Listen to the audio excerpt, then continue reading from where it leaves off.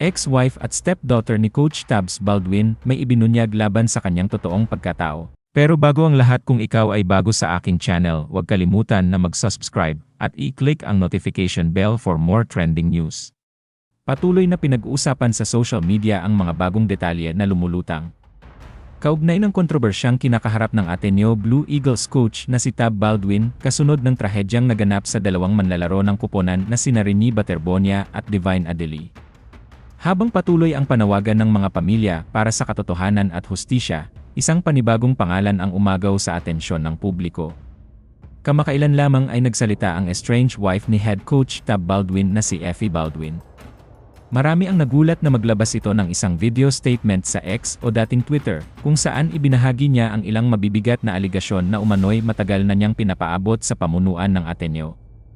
Ayon sa mga ulat, ikinasal sina Effie at Coach Tab noong 2011 bago tuluyang naghiwalay noong 2020. Gayunpaman, sa kabila na kanilang paghihiwalay, sinabi ni Effie na hindi siya tumigil sa pagbibigay ng babala sa coach. Dahil dito, muling nabuhay ang iba't ibang usapin tungkol sa kalagayan ng programa ng kuponan at sa mga taong namamahala rito. At sa gitna ng lumalaking usapin, ibinunyag ni Effie Baldwin ang kanyang mabigat na pahayag na ikinagulat na marami. Ayon sa kanya, paulit-ulit umano niyang sinabi noon sa pamunuan ng Ateneo na hindi ligtas sa mga bata sa paligid ni Tab Baldwin at tungkulin umunan ng universidad na alisin ito. Sinabi pa ni Effie na ilang beses umano niyang hiniling na ilayo si Baldwin sa campus.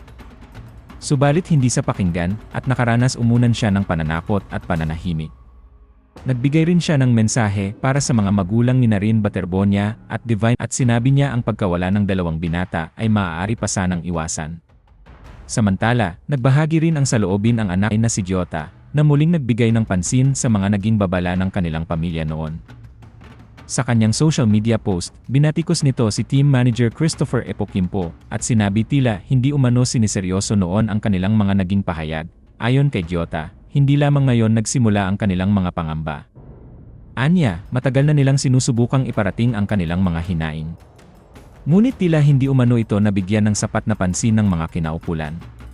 Ibinahagi rin niya na ilang beses umanong nanawagan ang kanyang ina na ilayo si Baldwin sa mga dormitoryo ng universidad dahil sa kanilang mga kinakabahala para sa kapakanan ng mga estudyante. At sa gitna ng lumalaking usapin, ibinunyag ni Jota ang matinding pahayag na agad na naging viral sa social media. Direkta niyang tinanong si Epokimpo at ipinaalala umano rito ang mga panahon pinagtatawanan lamang ang kanilang mga babala. Ani Jota, remember how you were laughing when we told you Tab was dangerous to kids? Remember laughing at my mom?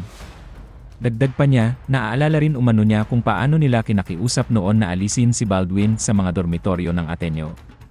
Ngunit hindi umano ito pinakinggan. Anya, remember putting him inside the Ateneo dorms and us begging you to take him out? Pinakamatindi sa lahat ang kanya naging huling payag, kung saan tila sinisisi niya kay Kimpo ang mabigat na pangyayaring naganap. Now, you have two funerals to explain, ani Jota, ayon pa sa kanya. Sinubukan na umano ng kanyang ina na ipaabot ng mga isyong ito noon pang 2019.